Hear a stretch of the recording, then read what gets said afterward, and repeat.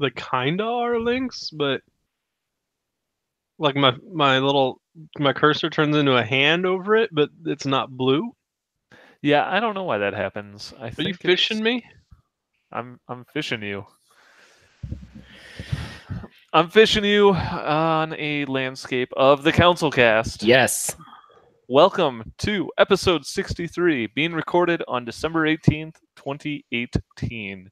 The council is now in session, and it was that every week we will make arbitrary decisions about topics on science, technology, and random shit, with little background and absolutely no expertise. I like the Blaine's here twice. Why not? All of the CouncilCast decisions are final and have no bearing on anything whatsoever. We welcome tonight Matt and the crazy Silas over there. Watch out. Crazy Silas, spelled with a K. Crazy Yes. Silas. It's actually KS is the start of his name. The K is silent. Okay. So, starting off on our podcast for tonight, we're going to talk about some science and possibly some faster air travel. Who doesn't want to fly faster? I definitely want to fly faster. So, then you would probably like to be part of this, be on this new plane by Lockheed Martin that NASA is developing. Is it for galactic space travel? Intergalactic? No. Then I just said it was faster. Well, if it's, I guess fast. I guess I was imagining faster as in this fast as the speed of light, but I'm guessing we're going to figure out how fast it goes in this article. I mean, it's definitely not going as fast as the speed of light. Okay, well, damn. I will try to down. Yeah. But apparently, Lockheed Martin's Skunk Works has started building a new quiet supersonic passenger airplane. So for everybody who's familiar with the Concorde, Concorde. Anybody who's familiar with the Concorde? With the you familiar with it yet? Go look it up. That's all you need to know. It's a thing. This might be the replacement for it that is going to fly at 940 miles an hour. So is it going to go boom? It is not supposed to be very loud when it does. Did they put a silencer on it? They did. Nice. Man, they just needed to thread the end to screw a silencer on. That's it. Actually, plane. They just added threads to the end to add a silencer off the back. It goes boom, but now it sounds like. It's a common misconception that they actually tried putting the silencer on the front of the plane like you would on a gun, and it turns out you have to actually put it on the back. On the back. Common misconception. It's a pretty difficult thing, but they are apparently the unique thing is that this is supposed to be very silent. They're saying that actually the boom sound that it will create is supposed to only be about as loud as a car door closing. Really? Like when you are really mad because you got a speeding ticket and you got to work late? That loud? Or like the baby's sleeping. I think like the baby's sleeping loud. I don't believe it. They're saying that it's going to happen. I guess we'll find out in 2021 when they're supposed to have it finished. As if 2021. That's what they're telling the stockholders so that they'll pay more money. That would wait. How fast did the Concorde flight time from New York to Paris? Where is it? I'm trying to find how long it took.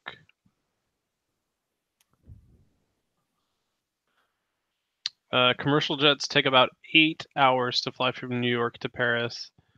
The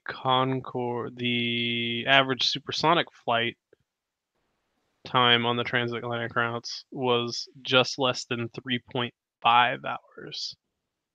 Wow. So that was that's pretty good. So what's how fast did the really Concorde good. fly? Well, Like twice as fast. the Concorde went, They said it was like Mach 2. yeah, Mach 2, 2.02, so like 1,334 miles an hour is what this thing says. Yeah. At 60,000 feet. Yeah, so Which- they're saying right now this plane is supposed to be about 940 miles an hour at 55,000 feet. Right, which is slower, but it will reduce continental U.S. flight times. Right. So the Which problem is with what the you Concorde is couldn't that do with the you can't- Concorde because you blow out windows. Right. You can't fly it over land, so Right, because it's too disturbing. Or disruptive.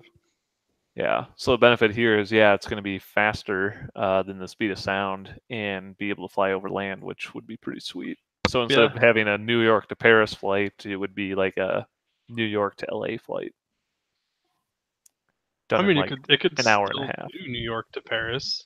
Well, yeah. But the technology's wasted. Like, if you're flying over just the ocean, why the hell wouldn't you go as fast as you possibly could and not care about the sonic boom? But yeah, that'll be pretty sweet. So you'll see it on, or you would hope to see it on routes like, big city like Chicago, New York, Chicago, LA, New York to LA, Yeah. stuff like that. That sounds awesome. As an avid traveler, I will give it a thumbs up, even though it's not the speed of light. Thumbs up. I give it a thumbs up because I like getting places faster. So I just hope that they have more seats than a standard plane does, or fewer seats, I should say, so I'm not cramped in it. That makes it more expensive. You want more seats. I don't want to be cramped inside of it. Hey, you don't have to be cramped for very long. It flies twice as fast. I guess that's fair. I'll give you that. Thumbs up for flying twice as fast. Perfect. What you don't have to wait 2 years to, while you wait for those 2 years for the plane to come out, you're going to have to wait for the Hadron Collider to be shut down as well. What? So you can put Creighton black holes on hold for the next couple of years. The LHC, or the Large Hadron Collider, is being shut down for the next 2 years to be upgraded, basically. Oh, okay. I thought that was like a permanent shutdown. No, definitely not. No, they're apparently going to be upgrading the injectors that feed the particles into the accelerator so that they can accommodate stronger particle beams, which I can only assume that means that they are going to definitely generate black holes at the end of this. Yes. Thank you. About time. How can we know for sure what's inside one if we can't make one? Well, I mean, I'm going to use it to transport myself somewhere else, I'm pretty sure. Perfect. Wait, how? Oh, through the black hole. Because it's a black holes and wormholes are the same thing. I mean, we'll find out once it turns back on. This is true. For all we know, it could be a link to where wizards live. Yes. I mean, why not? For all Large Hadron Collider land. That's where all the wizards go. I mean, maybe this will coincide with the airplane launching, and when it turns on, we'll hear a very loud boom, and people will just assume that it's the airplane. See, I'm real worried that it's gonna be something like, what was that movie that just came out not too long ago, just a couple of years ago, with the aliens, and they had the language that was circles. Oh, I know what you're talking about, though. That one movie. Yeah. Worried that we're gonna be able to like. Which movie? It's the one where there's aliens and they're trying to communicate with the aliens, and the aliens are drawing pictures, and there's the one chick who like can Arrival. Yes, there you go. you. Yeah, that's my favorite movie. Is it? I just can't ever remember the name of it. I mean, I'm afraid that this is going to be like, I don't know if you guys saw the Cloverfield paradox, but it's going to like transport the Hadron Collider into another universe, I'm pretty sure. Oh, nice. Thanks for ruining that movie for me. Is the Cloverfield paradox a new one? I think it came out earlier this year. It's on. Oh yeah, it is new. I didn't realize that they'd released another one in that like vein. Yes, technically set in the same world. I like it. So anyway, So that's for science. I mean, that's cool that they're doing that. I guess I don't know how. I want to. Can I reserve my thumbs up until we find out if the renovations were successful? No. Oh. Well, yeah, we'll come back. We'll come back around to it. Thumbs down. A few years from now, when this thing is totally still going. The Hadron Collider or the show? We'll swing back around. Both. Got it. I give it thumbs down because I don't think they should have turned it off. Oh, they should just do the upgrades live. Do it live. Harsh. Just I mean, if they were real scientists, they would already know what would happen, and they don't need to shut it off because they can handle it. Been watching a lot of Big Bang Theory recently. I've been watching a lot of that show. And they do all kinds of stuff without thinking. So I think that that's just how all scientists should operate. I mean, I think that makes sense. I mean, if there's anything I know about scientists, it's that they do things without thinking and no planning whatsoever. I believe that. So, thumbs down for not planning. Thumbs down for them actually trying to plan. Yeah. There you go. If you don't want to plan on what your cell phone provider is going to be, you might want to consider switching to the Google Fi project, or Google Fi, which used to be formerly known as Silas is Project super Fi. power on it. You brought this up just for controversy's sake. You saw it. You know it's an old topic. Tell us all about it, Blaine. Tell us all about this magical phone. Google Fi has now is as it was formerly known, Project Fi has grown into its own, and they are now opening the cell phone service plan up to more devices. So you don't have to have just a or whatever the heck they're called, Pixel phones. They're now allowing other devices on their network from LG, Motorola, Samsung, I think, and OnePlus. So and even the iPhone. So if you have an iPhone, you can now get it on Google I tell you Fi. what, we took our trip to Central America the wrong year. Well, yes and no. I mean, mostly the country is in a lot more turmoil now than when we the region is in a lot more turmoil than when we first went down there. So I mean, that doesn't particularly help you, does it? With Google Fi? Yeah. And working on the iPhone? Yeah, because then I could have brought an iPhone, and I also would have brought. It still would have it would have cost you money. I thought that was your main complaint. I mean, anything that we were going to have was going to cost us money, and so. Oh, you didn't like the device? Well, it was like a combination of the device and not in like the transparency that they had, because the way that their website was set up was, if you own the phone from here, so we own the phone in the United States, and you're making a call from here from where are you making a call from? So we would say, we're making a call from Mexico. Where are you calling? To the United States. Well, we own the phone in the United States, and we were calling to the United States. So that's all that the system was reading, rather than factoring in the phone call was being made from Mexico to the United States. And so it was like, your phone calls will be free, which was not the case at all. It was the transparency that we were frustrated about. Does it not say that? It was, let's see, international plan Google Fi. Use your phone outside US. Rates for international calls. International calling from the US to US. You can look up the rates, right? Yeah, you can't. Well, that's international calls. Voice calls non-Wi-Fi. I mean, it flat out says right here that voice calls non-Wi-Fi are 20 cents a minute. From where to where? Well, that's just it. This is what we saw from US to US, included outside the US to other countries. Check rates. So let's go check rates. Rates for text, rates for data. And they may have changed too, because Kayla complained a whole bunch. I'm sure other people were call or text number. Yeah, I'll admit it does. It is very unclear whether or not you can call I mean, this page in an international country. I'm so confused. Why this page? Because this page Coverage. Here we go. I would say this page probably makes the most sense, but it is still very unclear because it just says Rates the only when thing that traveling says one of our covered destinations. Still exploring. Seaplane. 20 cents a minute if you're It not on was, Wi-Fi. but it was a Yeah. variable rate. That's why it says check. yeah, That's so, why it says check so rates. I mean I get it. Rates when traveling in one of our covered destinations. Check Voice rates. calls, non-Wi-Fi, 20 cents a minute. Yeah. I think it was not as clear as this before, if I remember correctly.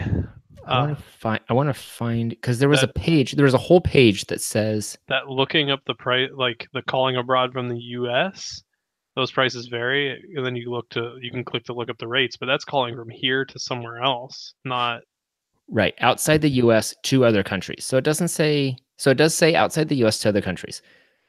Man, Iraq is within their coverage area. Let's buy tickets. Let's go.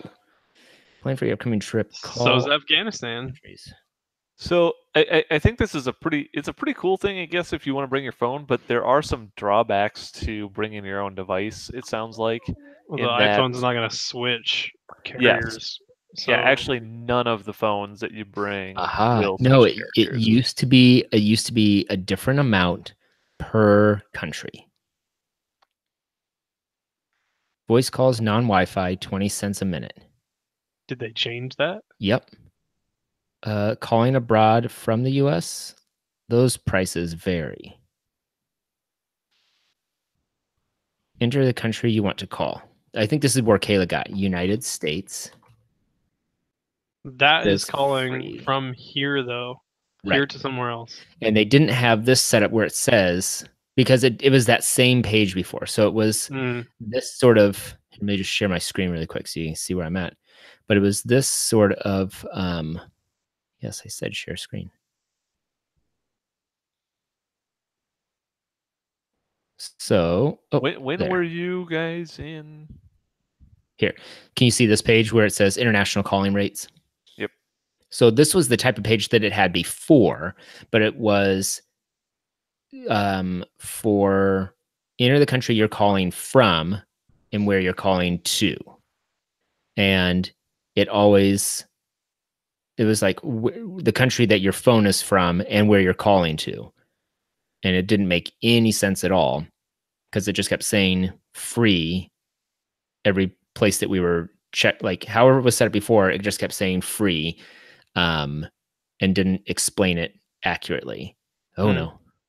And now it does. It's like the way that it's explained now makes way more sense. 20 cents a minute. That's very easy to follow. Right on this page here where it says 20 cents per minute. So I just tried to limit my calling to when I was on Wi-Fi. Oh yeah. Well, and we tried to do that too, Also, but the Wi-Fi was. If you call country to country, like when we were in Scotland, if I was calling a Scotland number, that didn't cost me anything, right? No, it does. I don't. Oh, it does. Yeah. Yes. The 20 cents. Technically, it counts as you being in the U.S. calling that country. Gotcha. Because it's a U.S. number. Yes. Yeah. And Gotcha. the other thing about that too is when we were doing it, we were trying to call over Wi-Fi and it charged us anyway.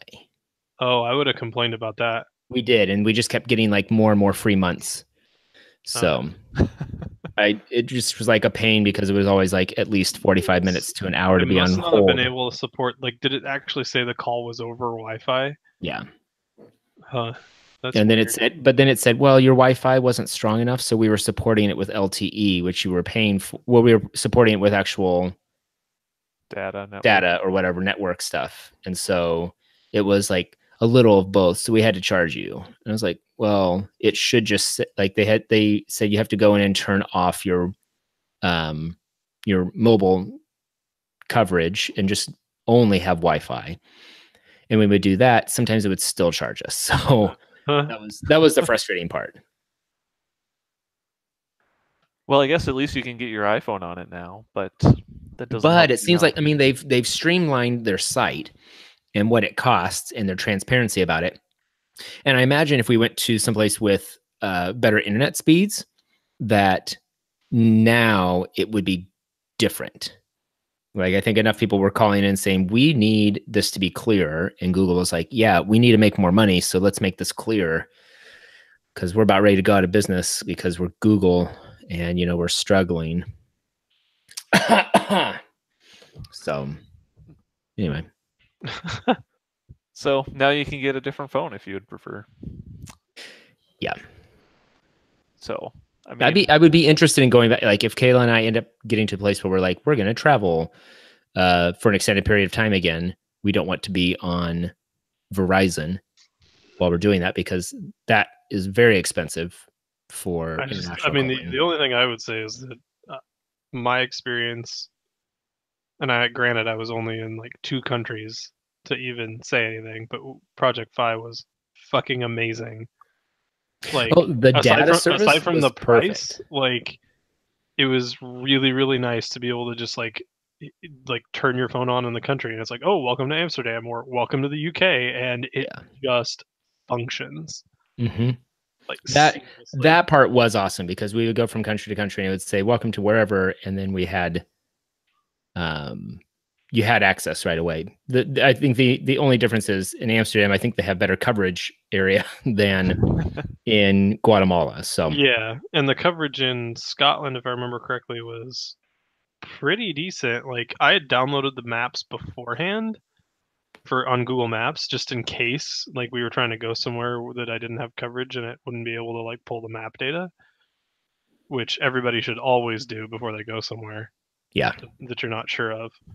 And that, like, I don't ever remember not being like, I'm sure there were times where we were in non-coverage, but even on like the little, we were on Isla out there on that little tiny ass island where all the good scotch comes from, and I did a speed test on the LTE that I had, and it was faster than my parents' internet back home. Like, that's awesome. It was just fine.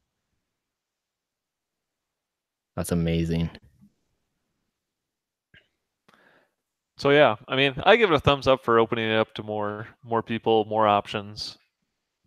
Seems like a decent service. Yeah, I mean, it's good that they're opening it up. Kind of sideways thumb on the no switching, but I don't know the technical details as to why it's not able to switch.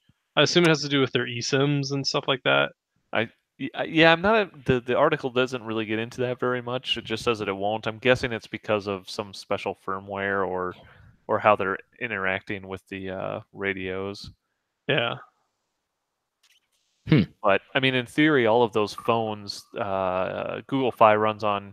Well, and maybe it's just because T-Mobile, Sprint, and US Cellular is what Fi runs on. So my guess is they might have an issue with the Sprint coverage, but T-Mobile and US Cellular both run on GSM, and all those phones should support that.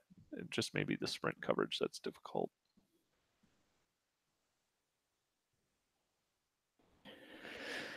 So, yeah. There you go. I give it I still give Google Fi a thumbs up. I think that it had a lot of bugs to be worked out for the countries we were in and the internationalization of the whole thing to begin with. But I think that what it looks like right now is that it has a lot better functionality. So nice job. Thumbs up to an Apple product being supported for once. Because that never happens. Never. Well, if you're traveling, you might want to reconsider traveling to Australia, where they have now passed a law that gives authorities the right to demand access to encrypted forms of communication. And on top of that, this is older news relatively. It is. This is from actually, the article is from a week ago, but or 2 weeks ago. But they also can now fine companies that refuse to cooperate with giving access to those encrypted communications. So for everybody who's using, WhatsApp or Signal or anything like that, that uses encryption, the government is saying, "Too bad, we need access to it." Yeah. Wow. Huh. It's So not good. even as a traveler, you're saying? I would assume that you would be subject to it if you are in the country. Yes.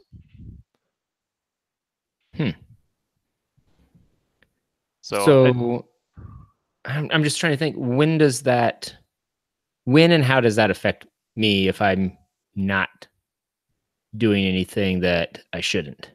Like, do I have to get arrested for them to do this? Is it just no, like, it would be, they're talking about like the government being able to go to a telecom and subpoena, or a company and subpoena encrypted data. Although I don't, like, essentially what they're saying, so like it's kind of wonky. I haven't read anything about it since the initial ruling, so my information's probably way out of date, but the initial stuff that I was reading about it it seemed like really shady, like they could force, like if you work at a company that, like, let's say Apple were based there, and if you work there, they could force you to like you as the person that works on the encryption team to like build in the back doors, like start to for them, but like you can't say anything about it. But I don't know how, like it's like like they clearly made these rules knowing nothing, because like as soon as the person like makes the pull request for the code to like put the back door in, like there are several steps along the way where all of this shit's gonna get caught. So like how it can't be this clandestine like hidden thing. The government is like, hey, employee on the crypto team, build in this back door for me. There's no fucking way.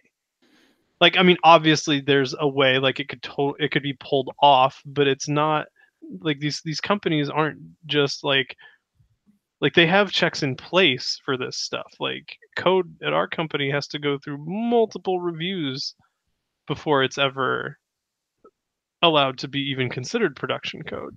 And that includes humans looking at it, as well as automated tooling of all sorts. So I really don't know what they're hoping to accomplish with this. So like I said, that information could be way out of date. But well, yeah, a bunch of non-computer people.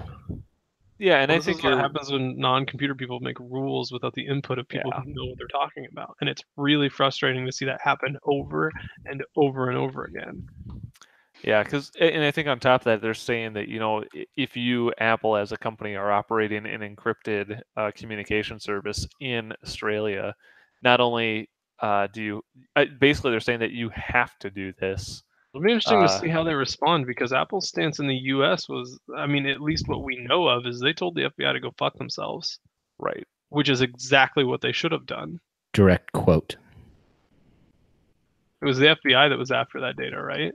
Yeah. Yep. That was when they were trying to get into the iPhone. Yeah.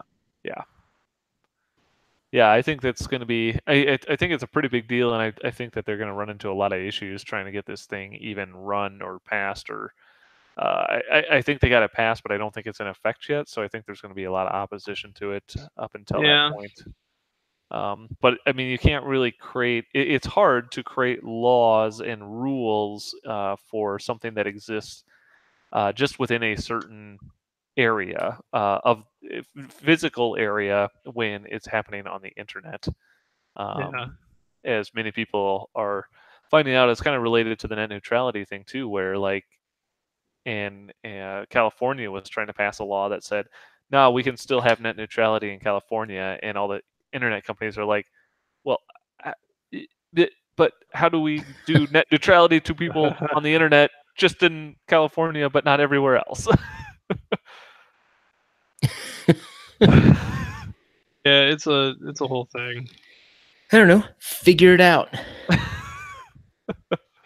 So I think it'll be interesting to see how it falls out. It does not sound like anybody else is trying to pick up a similar type of law, so I think we're probably okay for now. But I give it a thumbs down to even passing it in the first place and having stupid people write laws. Thumbs down for sure. I'm going to give it a thumbs up for them trying their hardest. We're trying their hardest. I vote try harder. Yeah, but you know what? You know who doesn't need to try harder is Elon Musk. Yes. Because, he just apparently has no idea how to smoke weed. That's what he claims anyhow. So this, I think we've talked about this before, where Elon Musk was on a news show smoking some weed or something like that. Oh, wait, on another show? This is a second show? No, It was on Joe Rogan. Oh, okay. Yeah, Joe Rogan. There you go. I couldn't remember. I was like, he's doing this again? Yeah, he's just toking the shit out of it, except poorly. He's just like. So, Elon Musk was apparently interviewed in a 60 Minutes segment, and he apparently told CBS journalist Leslie Stahl, "Weed? Who? Never heard of him." Amazing. And claims that he says, quote, "I do not smoke pot. As anybody who watched the podcast can tell, I have no idea how to smoke pot or anything." So, well, I guess you can add that to your skills if you know how to smoke pot. It's now a skill. put it on the CV. I'm not sure who would hire you with that. I'd hire how me. to roll one heck of a doobie. One heck of a doobie. And that's all. That's my core skill set. All right, you got the job. Welcome to Kinko's. I mean, I give Elon Musk credit for just sticking to it. Just jump in. Welcome to Blockbuster Video. Why not? You know what? Thumbs up for trying. Thumbs down for controversy. I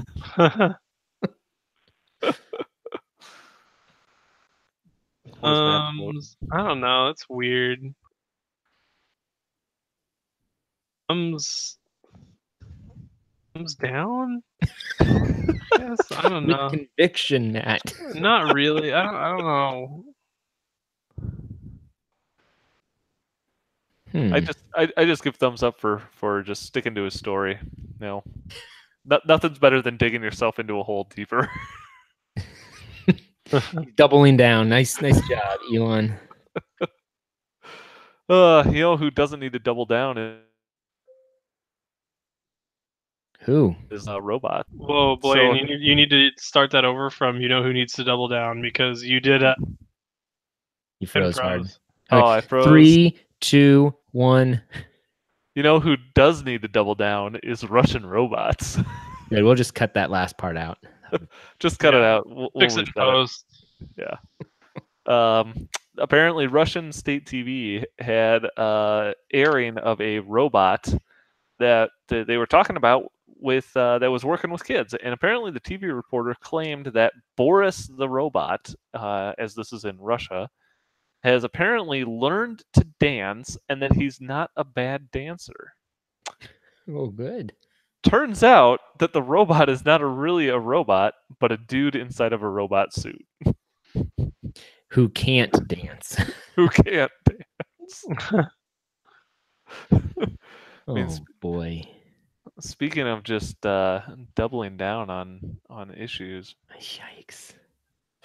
I mean, this is just a fantastic story. I don't understand. I don't even understand where the robot came from and what he was trying to do. Just distract the world from everything else they're trying to do or not do. I mean, apparently you can buy the robot for 250,000 rubles, which is about $3,770. So do you get the person inside of the suit too? Yes. Yes, it's their new thinly veiled attempt at human trafficking. I don't know what to do with that. Thumbs down because I don't want to buy a person. Thumbs up for the dance moves. Thumbs down for buying people. Yes. Thumbs down for trafficking. Cool. Nice. Anyway, that definitely was random. Yeah.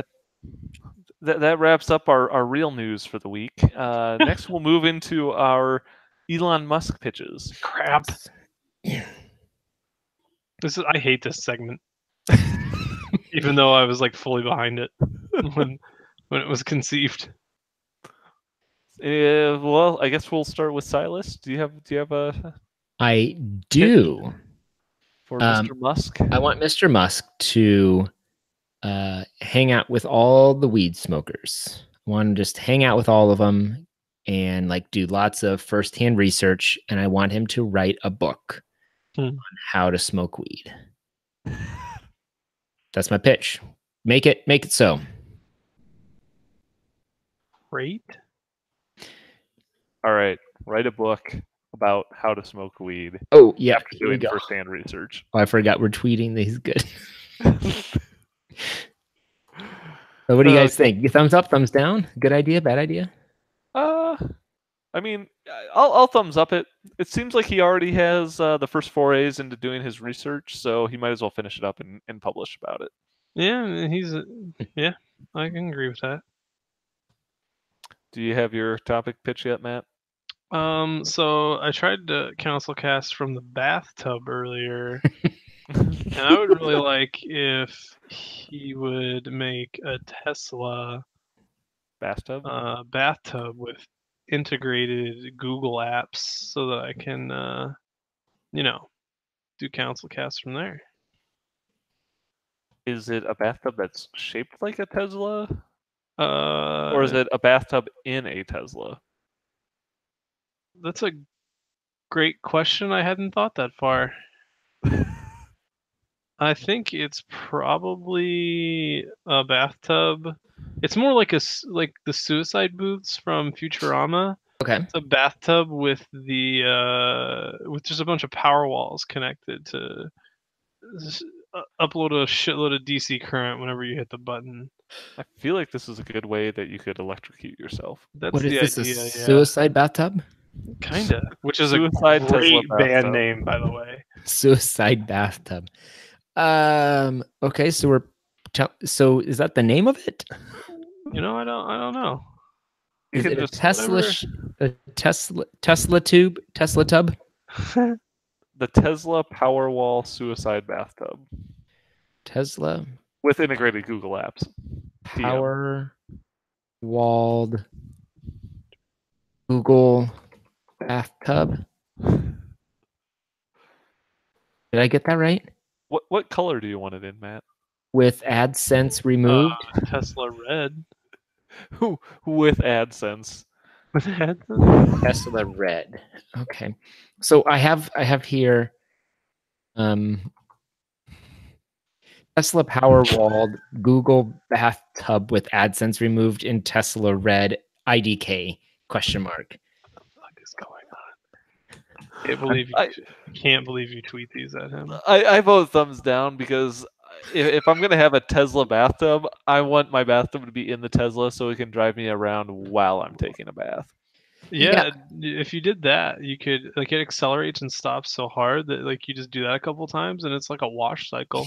I mean, they just open a gentle cycle. A gentle cycle, and it has a rough cycle for those hard to get stains. I think that Elon could probably come up with a way to stop the sloshing, though. If he could come up with that. They had to figure out Google suicide bathtub. Is that what we're calling it? I don't know. I just want to know because right now we're tweeting at Elon Musk and Google. Please don't. We want a suicide bathtub. Please don't tweet at Elon.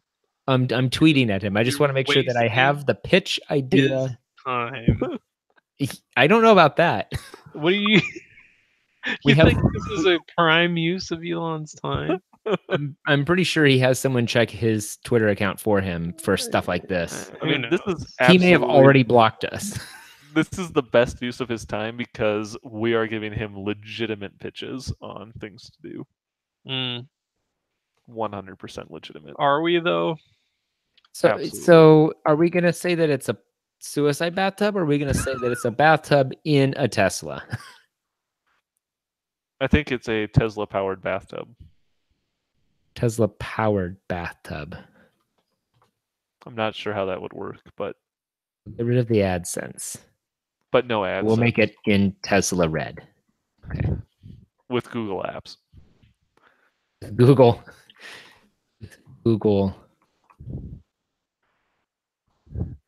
And a video camera, so you can webcam from your bathtub. Webcam. With Google What? Webcam. Google Apps and webcam. There you go. Okay, that feels. I a lot already voted. simpler. I already voted on this one. So. I'm voting your idea up, Matt. I feel like we put a lot of words in your mouth. So Yeah, I'm also voting down. Because it's a garbage idea. Tesla powered bathtub. I'm still confused if the bathtub is powering the Tesla. It doesn't matter. Well, next, you know what? Blaine, you're up. I think he's just stunned that I downvoted my own thing. I like it. I mean, why not? Sure. All right, I've got a good one, Mr. Musk. I think that it's very scary that Silas's favorite movie is Arrival, and we're definitely sure that aliens are out there. Yes, So I think because of the movie. you need to team up with Mike Pence, who apparently announced today that the Space Force is real. We've talked about them before on this podcast.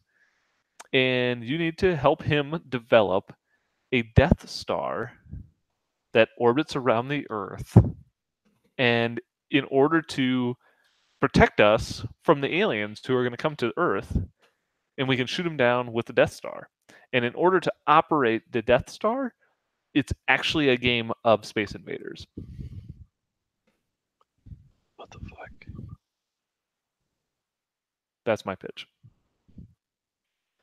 Sure, why not? You got all that, Makes Silas? sense to me.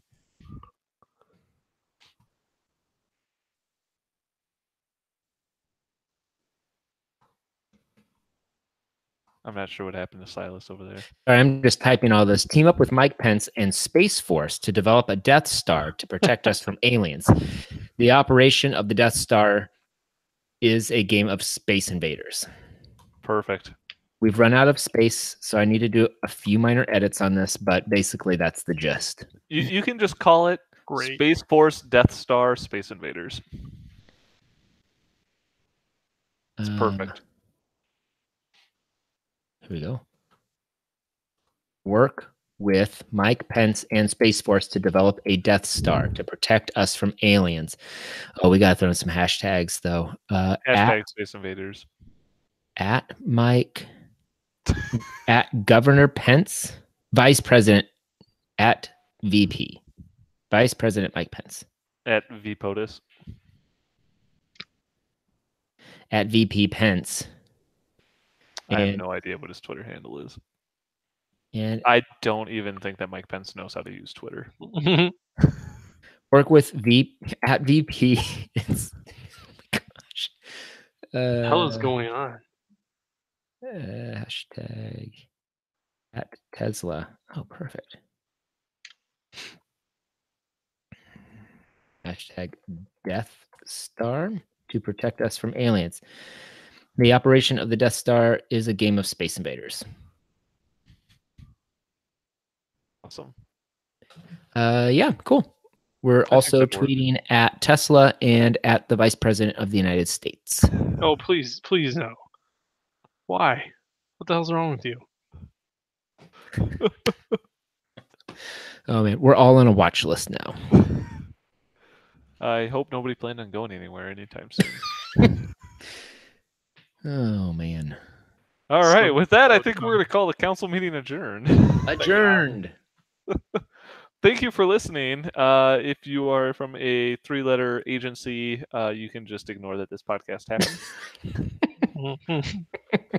We would like to thank all of you for listening as we record this podcast live on Tuesday nights on YouTube. And if you liked what you saw and want to check out all of our past episodes of the CouncilCast, you can go to councilcast.org or search on iTunes or your favorite podcatcher. If you have a topic you'd like our decision on, you can email us at councilcast@gmail.com or connect with us on Twitter @RealCouncilCast or Facebook by searching for CouncilCast. Thanks for listening and goodbye. Goodbye.